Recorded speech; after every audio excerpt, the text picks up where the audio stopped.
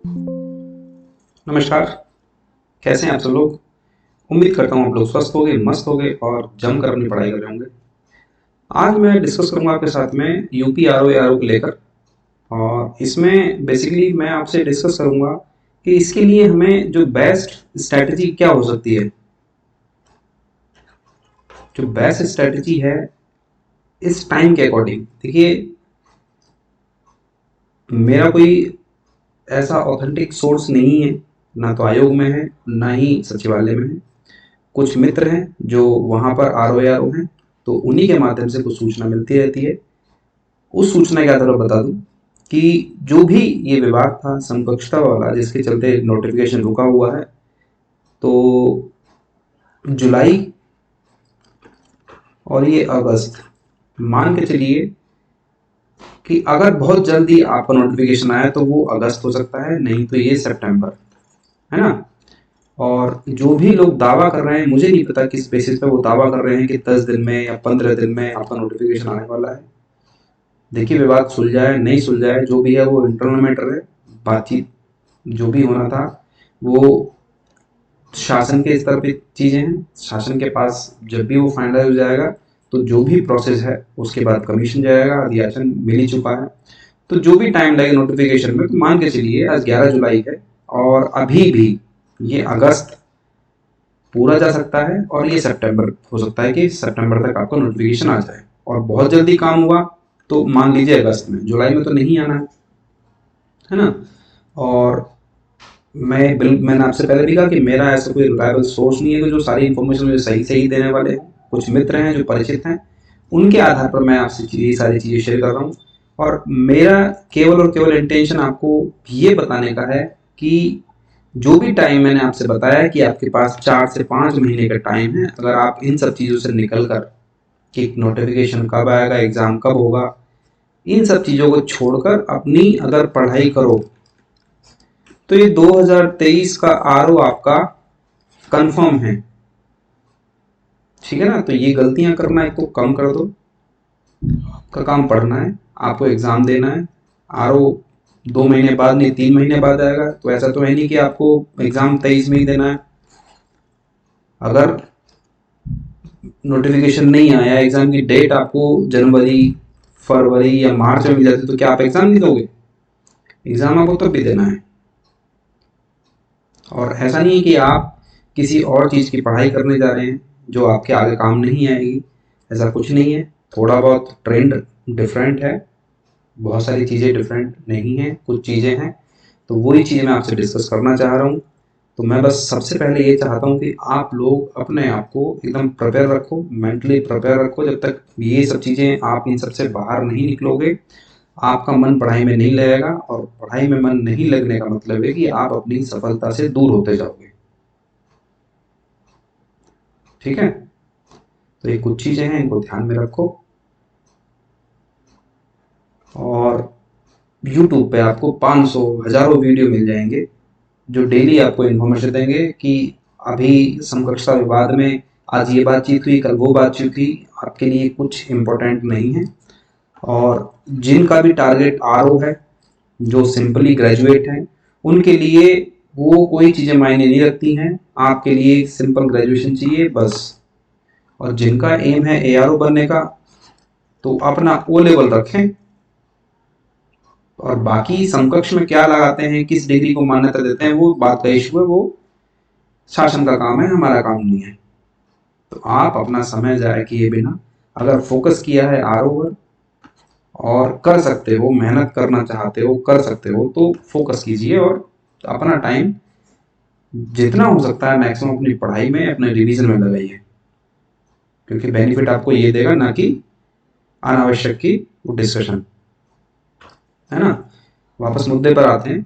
मैं आपसे डिस्कस ये करने वाला हूँ कि जो हमारा यूपी आरओ और एआरओ को हमने टारगेट डिसाइड किया है, जो बच्चे टारगेट लेके चल रहे हैं कि 2023 में ये कंफर्म वैकेंसी उनको कंफर्म क्वालिफाई करना है, मेहनत करने को तैयार हैं। तो ये स्ट्रैटेजी, और इसको मैं अपने लेवल पे कह सकता हूँ कि एक आपके लिए एक स्मार्ट स्ट्रैटेजी है। अगर आपने इसको फॉलो किया तो आपका समय बचेगा, और मैक्सिमम चीज़ें आप कवर कर ले जाओगे विद इन अ टाइम, है ना। तो आज मैं आपसे बात करूंगा हिस्ट्री को लेकर। और देखिए मैं जितना भी आपके सामने फ्रेमिंग कराने वाला हूँ, किस किस टॉपिक से क्या पढ़ना चाहिए, जो भी चीज़ें बताने वाला हूँ, जो भी मेरी स्ट्रेटेजी है, उसका जो बेस है वो PYQs है। ये मेरा कोई मनगढ़ंत नहीं है, ये मैंने PYQs 10 से 15 साल के देखे हैं, और जिस आधार पर प्रश्न पूछे जाते हैं आपको वही चीज़ें पढ़नी चाहिए, है ना। और उन्हीं टॉपिक या सब टॉपिक से रिलेटेड क्या करना है, आपको नोट्स बनाने हैं। मैं हमेशा कहता हूँ PYQs आप देखो, और थोड़ा सा मैंने फोकस करके आपके लिए चीज़ें निकाली हैं। और हिस्ट्री में मैं बात करूंगा आपसे एंशिएंट हिस्ट्री की, कि आपके पास एंशिएंट में कितने टॉपिक हैं और उन टॉपिक से आपको किस किस चीज़ को पढ़ना है और कहाँ कहाँ आपको फोकस करना है, किसी चीज़ के कैसे आपको नोट्स प्रिपेयर करना है। ये वो बता रहा हूँ जो मैं खुद फॉलो करता हूँ, ठीक है। तो हम बात करते हैं सबसे पहले यहाँ पर हमारा है टॉपिक 1। क्या है ये आपका प्रागैतिहासिक काल या पाषाण काल है। इस पाषाण काल में जो चीजें आपके लिए हैं, एक तो इसका काल विभाजन है सबसे पहला, है ना। काल विभाजन हो गया। उसके बाद दूसरा हो गया कि इसमें जो काल विभाजन है, यानी जैसे निम्न, मध्य और ये जो नवपाषाण है, उसमें जितने भी साक्ष्य यानी पुरातात्विक,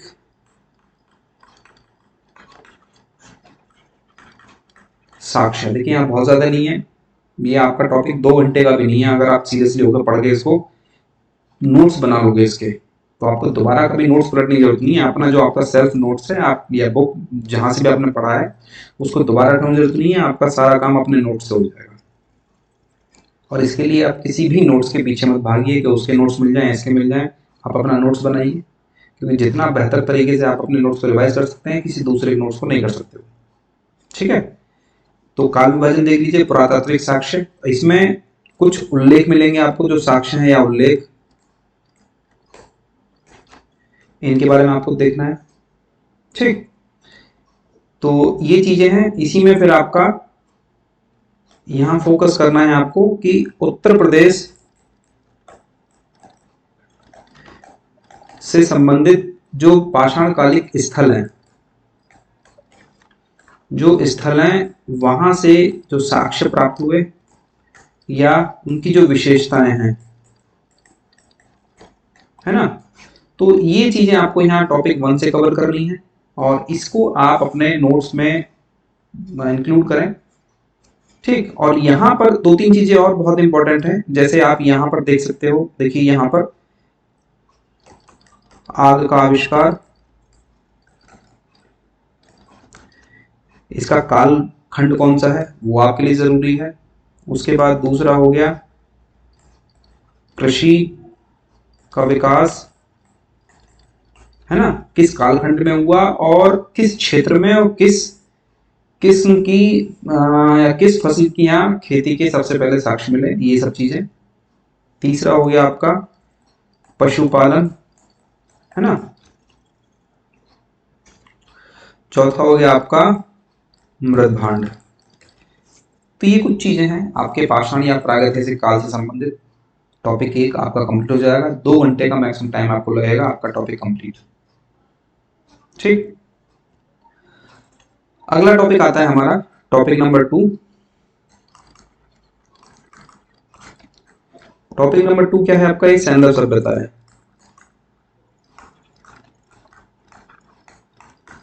सैंडल सभ्यता या हड़प्पा सभ्यता।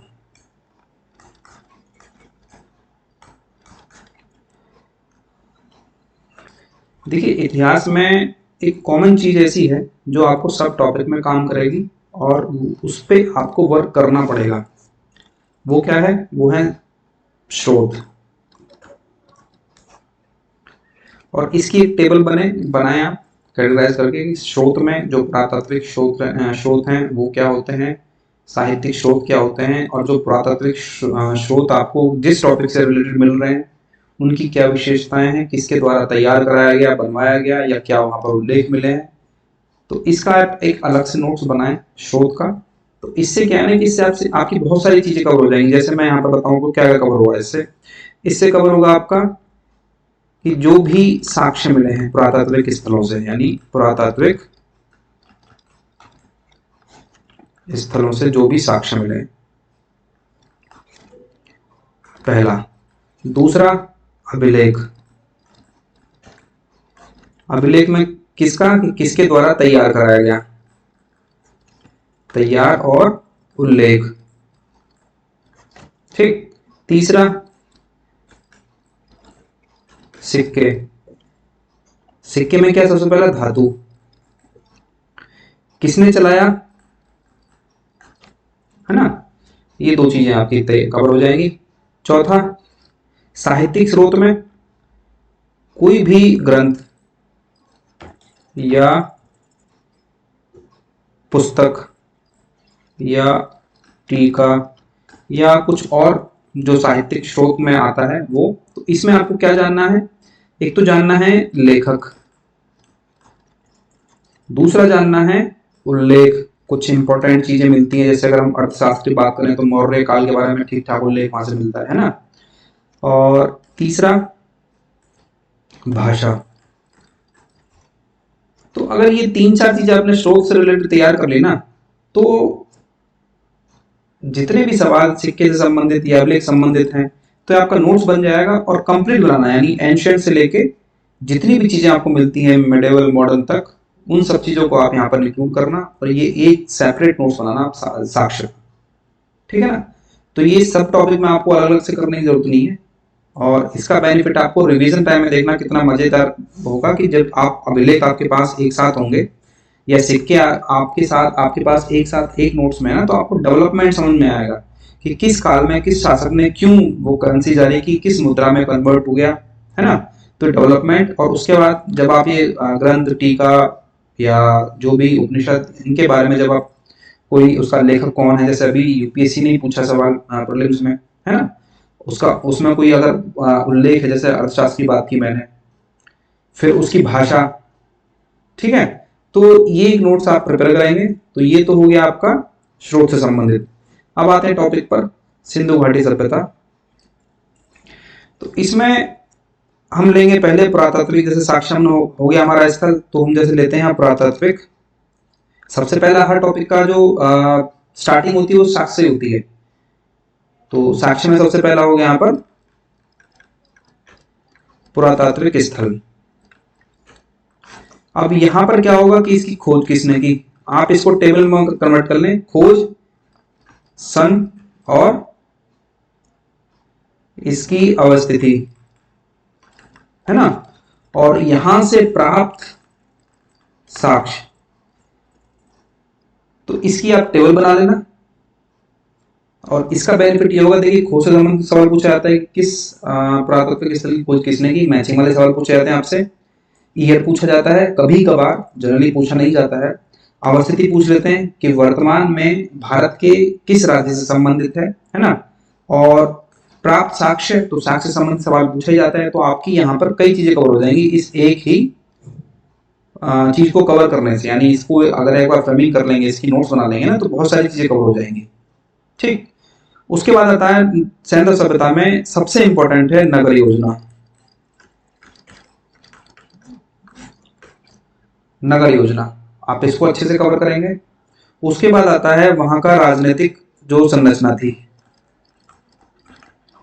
यहां से बहुत ज्यादा सवाल नहीं पूछे जाते हैं, फिर भी एक बार आपको जानना चाहिए, है ना। इसके बाद हो गया यहाँ का आपका अर्थव्यवस्था। अर्थव्यवस्था में आ गया आपका पहले कृषि ले लीजिए, फिर उद्योग, व्यापार, और इसी में ले लीजिए मुद्रा, है ना। तो ये सारी चीजें कवर हो जाएंगी, आपका ऑलमोस्ट ये टॉपिक कंप्लीट हो जाएगा। एक आध पहलू बचता है तो वो सांस्कृतिक है ना, क्या वेशभूषा और आभूषण जो भी थे, है ना, मन के। और उसके बाद आप जान सकते हैं तो एक टेबल बना लें पतन की। वहां सिर्फ आपको ये मेंशन करना है कि अगर उन्होंने बताया है किसी भी विद्वान के द्वारा या किसी भी आर्कोलॉजी डिपार्टमेंट के जो उस टाइम खोज करता थे उनके द्वारा अगर किसी का रीजन बताया गया है कि सिंधु घाटी सभ्यता का जो पतन हुआ वो बाढ़ के कारण हुआ या सूखा के कारण हुआ, है ना, तो जिस टाइप के भी जो भी जिसके थॉट्स हैं आप उनको क्या करें, उनकी भी एक टेबल तैयार कर लें। तो ये आपका हो गया सिंधु घाटी सभ्यता। ठीक, बहुत ज्यादा टाइम इन सब चीजों में नहीं लगेगा। हो सकता है कि आपको यहाँ बहुत सारी चीजें देखने को मिल रही हो तो बहुत ज्यादा आपको हैक्टिक लग रहा हो। ये काम अगर आप कर लेंगे बैठ के 3-4 घंटे का काम होगा, और इस 3-4 घंटे में आपके कम से कम 3 से 4 सवाल हो जाएंगे। और ये सवाल ऐसे हैं कि आपसे हमेशा पूछे जाते हैं किसी ना किसी एग्जाम में। आपसे अभिलेख का क्वेश्चन पूछा जाता है, किसने बनवाया, किसके द्वारा, कहीं उल्लेख सिक्के पूछे जाते हैं आपसे, है ना, ये लेखक का पूछा जाता है, उनकी भाषा पूछी जाती है, और साक्ष्य तो पूछे जाते हैं। ठीक है, तो ये एक ऐसा सेक्शन है आपका, इस पे सेपरेट टाइम देकर आप इसको तैयार कर सकते हो। ठीक, अगला आता है आपका टॉपिक नंबर 3, ये है आपका वैदिक काल। ठीक, तो देखिए यहां पर वैदिक काल में सबसे पहले आपको करने होंगे वेद। और इन वेदों में क्या करना है आपका कि वेदों सबसे पहले जानना है वेदों का संकलन, वेदों का संकलन, फिर वेदों का स्रोत। ठीक, और जो भी यहां से कुछ उल्लेख मिले हैं, है ना, वो उल्लेख आपको जानने हैं। ठीक, इसके बाद आता है वेद संबंधित जो भी शब्दावली का इस्तेमाल किया गया है, यानी वैदिक काल में जो शब्दावली है, इस शब्दावली को आपको जानना है, इसको पढ़ना है। ठीक, तो ये चीजें तो वेद से संबंधित होगी। इसके बाद आता है आप इसमें इसके जो अगला पहलू है, और इसमें दोनों ही चीजें हैं, इसमें आपका ऋग्वेद भी है और उत्तर वैदिक भी है, दोनों ही आपके पार्ट हैं। तो सेकंड चीज आती है इसमें, ये आपका फर्स्ट हो गया और ये हो गया आपका सेकंड आपको देखना है इन दोनों ही कालखंड की क्या राजनीतिक संरचना, है ना, तो इसका जो भी विकास है वो आपको समझ में आ जाएगा कि दोनों काल में क्या क्या डिफरेंशिएट थे दोनों में, है। इसके बाद आपको करना है कवर इसमें इसकी अर्थव्यवस्था। ठीक, इसमें आप कृषि देखेंगे, पशुपालन, इसी में आप देख लेंगे उसका उद्योग, इसी में आप देखेंगे क्या व्यापार, है ना। ठीक, तीसरी चीज आती है इसमें इसकी सांस्कृतिक, जो इसका सांस्कृतिक पहलू है, उसी में देखना है आपको इसका समाज। ठीक, तो ये कुछ पॉइंट आपके हैं जो कवर करने हैं। और एक चीज और जो इसमें इंपॉर्टेंट है,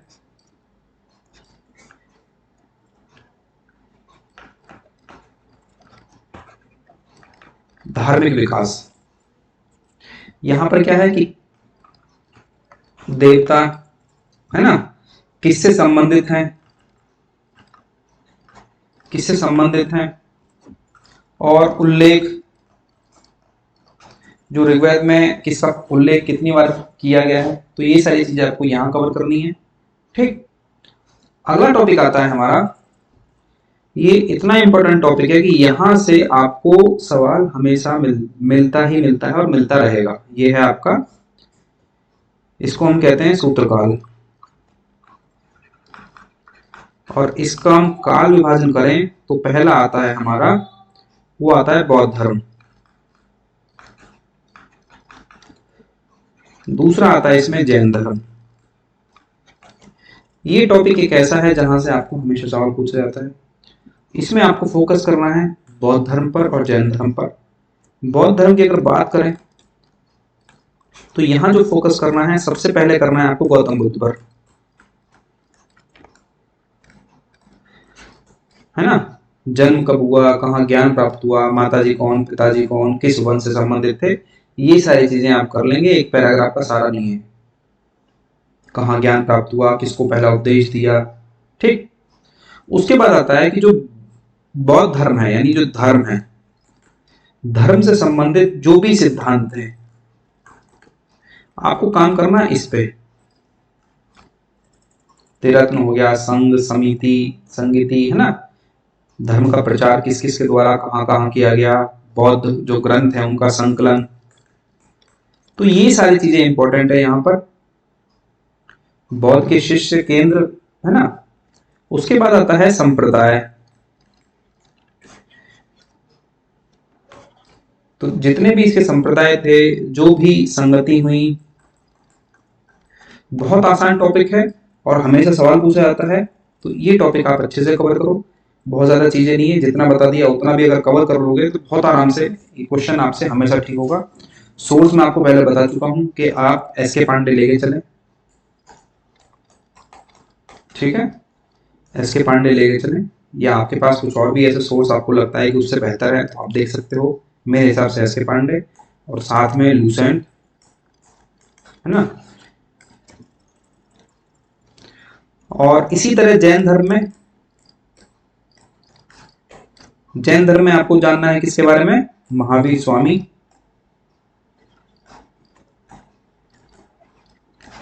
कहाँ जन्म हुआ, किस संप्रदाय, किस गोत्र से या किस वंश से ज्ञान प्राप्ति, उपदेश, कौन इनके शिष्य थे, तीर्थंकरों के बारे में, है ना, कहाँ से इनके साक्ष्य मिले या जो भी इनका स्रोत है, तो वो सारी चीजें आपको यहाँ जाननी है इनके बारे में। और दूसरा जो इम्पोर्टेंट है वो इनके बारे में भी है, जो भी ये जैन धर्म की बात करते हैं तो इससे संबंधित जो सिद्धांत है उस पर आपको बहुत अच्छे से काम करना है ना। सिद्धांत यानी इसकी जो केंद्र थे जैन धर्म के, या उसकी विशेषताएं, या इससे संबंधित, इन दोनों संबंधित राजा, कि कौन से राजा बौद्ध धर्म को के फॉलोवर थे, कौन से जैन धर्म के, किन्होंने जैन धर्म या बौद्ध धर्म को संरक्षण दिया, ठीक है ना। तो इस टाइप के सवाल आपसे यहाँ पूछे जाते हैं। इसी के साथ आप आगे कवर करोगे तो अभी तो जरूरत है नहीं उसकी, वो गुप्त काल में हम देखेंगे शैव और वैष्णव को, नैनार और अलवार संतों को, तो यहाँ उसकी आवश्यकता नहीं है, यहाँ आप इतना कवर कर लो, ठीक है। इसके साथ जो तीसरा पहलू आता है सूत्र काल में, वो आता है आपका महाजनपद। अच्छा, इनमें एक चीज और ध्यान रखनी है आपको, बौद्ध धर्म और जैन धर्म उत्तर प्रदेश में जो भी इनके केंद्र हैं या जिस किसी रीजन से वो क्या है, महत्वपूर्ण है, ये आपको बहुत अच्छे से कवर करने हैं, ठीक है। इसको आपको एकदम मिस नहीं करना है। अगला आता है आपका महाजनपद। तो महाजनपदों में आपको जानना है ये जो 16 महाजनपद हैं इनकी राजधानी, ठीक। उसके अलावा उत्तर प्रदेश में इनमें से, 16 महाजनपदों में से उत्तर प्रदेश में कितने महाजनपद संबंधित थे, ये आपको जानना है, उनकी राजधानी क्या थी, ठीक है। तो ये सारी चीजें ये आपको यहाँ जाननी है। इसी टाइम में आता है आपका सिकंदर का आक्रमण।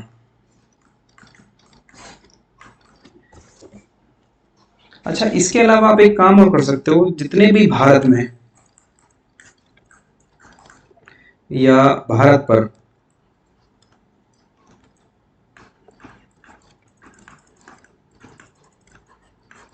विदेशी आक्रमण,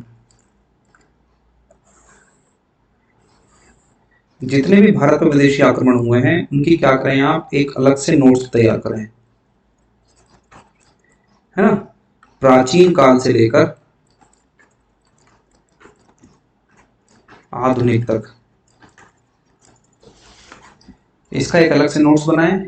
कि मैं हमेशा ऐसी काम करता था और मेरे अपने नोट्स जो बने हुए हैं वो इसी सीक्वेंस में बने हुए हैं, जितना मैं आपको बताता चल रहा हूँ। ये मेरे अपना अपना काम किया हुआ है जिसका बेनिफिट मुझे हमेशा मिलता है। तो इस नोट्स को, इससे बेनिफिट क्या होगा कि जितने भी इन्वेजन भारत में हुए हैं वो इन्वेजन आपके साथ एक नोट्स में रहेंगे, तो उससे क्या है कि आपको एक तो क्रोनोलॉजी समझने में, याद करने में आसानी रहेगी, और दूसरा कि उनके आने से, मतलब यहाँ पर एक चीज और ध्यान रखना है, फोकस करना कि जो इनके आने से जो जो प्रभाव भारत में पड़े, उन प्रभावों को आप वहां जरूर मेंशन करना। या इनसे संबंधित जितने भी युद्ध थे, यानी इनसे संबंधित एक तो युद्ध, ठीक, किस किस के मध्य, यानी भारत में किस शासक का शासन था, और कौन शासक था या कौन राजा था जिसके साथ इनके युद्ध हुए। ठीक है, तो ये वाला नोट्स एक आप अलग से बनाना, और इनसे संबंधित जितने पहलुओं, प्रभाव से संबंधित, वो प्रभाव किसी भी क्षेत्र में हो, स्थापत्य कला में हो, उसके अलावा आपका चित्रकला में हो, संगीत में हो, साहित्य में हो, जहां आपको प्रभाव देखने को मिल रहा है वो प्रभाव आपको वहां पर मेंशन करना है, लिखना है। ठीक है, तो ये आपका हो गया महाजनपद काल। अब अगर हम आगे बात करेंगे, अगला टॉपिक है हमारा 5वां है मौर्य काल। मौर्य काल, अब यहां पर जो शुरुआत होती है वो शुरुआत होती है, देखिए ये शासन काल है, तो यहां आपके लिए क्या जरूरी हो गए, यहां हो गए आपके लिए जरूरी संस्थापक। पहला सवाल तो यही से बनता है। ठीक, संस्थापकों के बाद यहां आएगी बारी शासकों की। शासक, और ये जो शासक होंगे इसमें आपको चाहिएगा यहां पर क्रम, जहां से आपको सवाल पूछा जाता है। ठीक, क्रम के बाद आपको चाहिए यहां पर इनका कार्य, किस शासक के द्वारा क्या कार्य बहुत उल्लेखनीय है वो आपको यहां पर तैयार करना है। ठीक है, स्रोत की हम पहली बात कर चुके हैं, तो बार बार स्रोत की बात मैं नहीं करूंगा। स्रोत यहां पर सबसे इंपॉर्टेंट हो जाते हैं आपके अभिलेख, और प्लस जो भी क्या है साहित्यिक जो भी स्रोत हैं, यानी जो उपन्यास वगैरह या जो भी बुक पुस्तक जो भी मिली हैं, उस आधार पर ये स्रोत आपको तैयार करने हैं। जैसे इंडिका हो गया, और अभिलेख में आप अभी अशोक के अभिलेख देखेंगे, उस पर जो भी उल्लेख हम बात कर चुके हैं पहले, वो सारी चीजें आपको कवर करनी है एक साथ। ठीक है, तो टॉपिक वाइज आपके पास काम बहुत कम रह जाएगा।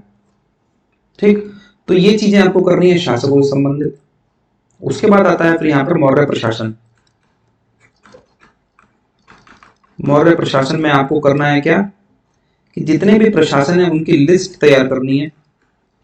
ठीक, और जितने भी क्या है विभाग हैं और उनके प्रमुख, ठीक, और उसका कार्य, ये 3 चीजें आपको तैयार करनी है, आपका मैक्सिमम चीजें कवर हो जाएंगी। फिर अर्थव्यवस्था में यहां इंपॉर्टेंट हो जाता है व्यापार। उसके बाद जो और इंपॉर्टेंट चीज है वो है यहाँ संस्कृति, कला एवं संस्कृति। ठीक है, इतने में आपका मौर्य साम्राज्य, मौर्य काल या मौर्य वंश कंप्लीट हो जाएगा। इससे ज्यादा परेशान होने की जरूरत नहीं है। ठीक, बस यहाँ से सवाल जो मैक्सिमम पूछे जाते हैं वो एक तो ये रहता है संस्थापक, शासक, उनके कार्य, है ना। क्रम यहाँ से मोस्टली कम पूछा जाता है, लेकिन आप उसके लिए प्रिपेयर रहें। और एक होता है आपसे प्रशासन में तो विभाग प्रमुख, जो प्रमुख है उसका यानी अध्यक्ष, ये हो गया अध्यक्ष, है ना, और उसके विभाग के कार्य। ठीक, ये आपका हो गया मौर्य साम्राज्य। उसके बाद आता है आपका 6। अच्छा, व्यापार में आपके लिए यहां पर जैसे हम बात करें अंतरराष्ट्रीय व्यापार, तो यहाँ पर जितने भी बंदरगाह हैं उनका भी उल्लेख यहाँ पर किया जाएगा, तो आप उनको भी तैयार करें बंदरगाहों को, कि कौन कौन से कहाँ से किस किस तरह का व्यापार किया जाता था या क्या उल्लेख हमारे पास मौजूद है। ठीक है, मौर्योत्तर काल,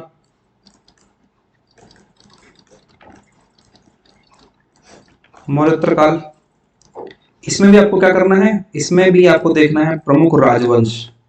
देखिए यहाँ पर क्या था कि ये मौर्य साम्राज्य एक संस्थापक थे, उसी के क्रम में शासक रहे। और यहाँ पर क्या है कि मौर्य साम्राज्य के पतन के बाद मौर्योत्तर साम्राज्य का उद्भव हुआ, और यहाँ पर क्या था कि कई राजवंश हमें यहाँ देखने को मिलते हैं मौर्योत्तर काल में। तो आपको यहाँ पर क्या करना है, जो प्रमुख राजवंश है उसमें, और इसमें भी क्या करना है, सबसे इंपॉर्टेंट क्या है, इनके संस्थापक, उसके अलावा शासक, है ना, और इन शासकों का क्रम, ठीक, और उपाधि, ठीक है, और इनके कार्य, और इनके द्वारा चलाए गए सिक्के। और अगर किसी के द्वारा कोई क्या कुछ लिखा गया है, यानी कोई उपन्यास, तो ये सारी चीजें आपके मौर्योत्तर काल में इंपॉर्टेंट हैं। आपका मौर्योत्तर काल कंप्लीट हो जाएगा। यहां से आपके पास, जैसे हम बात करें तो धार्मिक और एक आपका राजनीतिक, ये दो पहलू इंपॉर्टेंट हैं जहां आपको देखना है। राजनीतिक में आपको पूरी इसकी संरचना और संरचना और इसका प्रशासन, हमने बात की प्रशासन में, तो वही काम यहाँ करना है आपको। विभाग, अध्यक्ष और कार्य उससे संबंधित, और जो राजनीतिक संरचना है उसके बारे में आपको जानना है। धार्मिक, और उसके अलावा एक कला संस्कृति, जो भी डेवलपमेंट इस कालखंड में हुए, कला एवं संस्कृति। तो इस तरह से इन चीजों पर फोकस करना है, ठीक है ना। ये सारे सेक्शन वो हैं जहां से अब तक आरओ में सवाल पूछे गए हैं, कभी एक, कभी दो, कभी तीन, है ना। तो ये सारे मैंने डिवाइड किए हैं उसी आधार पर, ठीक। अब अगला टॉपिक आता है गुप्त काल। ये हो गया आपका 7,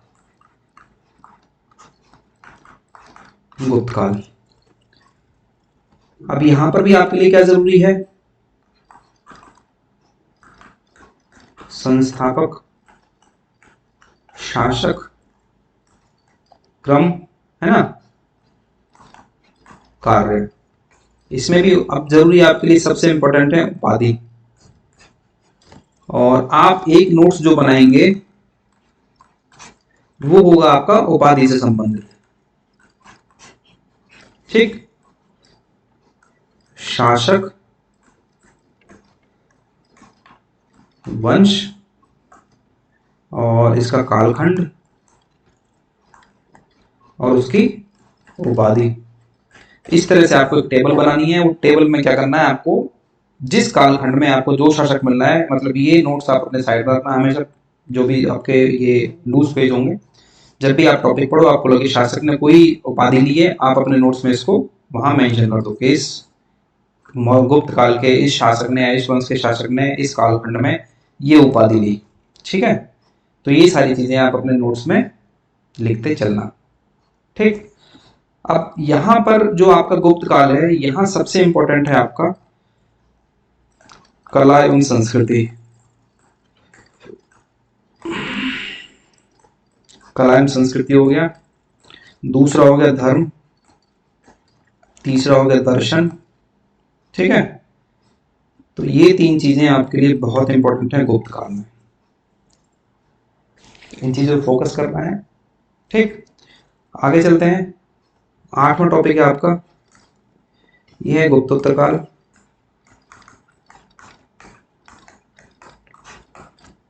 अब गुप्तोत्तर काल में क्या हुआ कि यहां भी आपके लिए जरूरी होते हैं राजवंश। यहाँ कई राजवंश जिन्होंने शासन किया, तो ये राजवंश हो गए, इनके संस्थापक, ठीक है। और इसके बाद संस्थापक बाद क्या कि जो भी शासक हैं उनका क्रम, यहां बहुत इंपॉर्टेंट है, ये सवाल हमेशा पूछा जाएगा आपसे, ठीक है ना। और यहां पर कुछ जो युद्ध हैं वो आपके लिए इंपॉर्टेंट हो जाते हैं। उल्लेख की बात हम पहले कर चुके हैं कि जो भी स्रोत हैं वो सोर्सेज आपके साथ एक साथ तैयार हो जाएंगे, तो उसकी बार बार चर्चा करने की जरूरत नहीं है। अभिलेख हो गए, साहित्य हो गए, है ना, वो सारी चीजें। उसके बाद आता है यहां पर क्या, इसका धार्मिक पहलू और सांस्कृतिक पहलू। बस ये कुछ चीजें आपके लिए यहां इंपॉर्टेंट है, ठीक। 9वां टॉपिक आता है आपका, ये है दक्षिण भारत।